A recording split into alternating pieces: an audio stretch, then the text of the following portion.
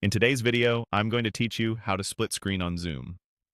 If you've ever wished your audience could see your face and your content side by side without juggling windows, this is exactly what we'll set up.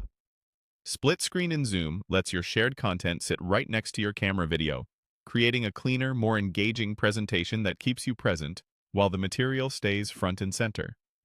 While you're in a Zoom meeting, look along the bottom of the window for the green Share button and click it. That opens the Share window, where Zoom lists the apps and screens you can broadcast. Choosing carefully here matters.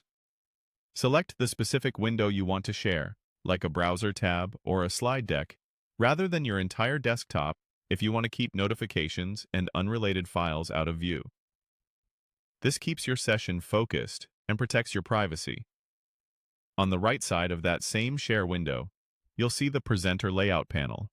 This controls how your camera appears in relation to your content. From the available options, pick Side by Side. With this layout, Zoom places your video on one side and your chosen window on the other, so participants can follow your expressions and your material at the same time. It's a simple tweak that makes demos, trainings, and walkthroughs feel more personal and easier to follow.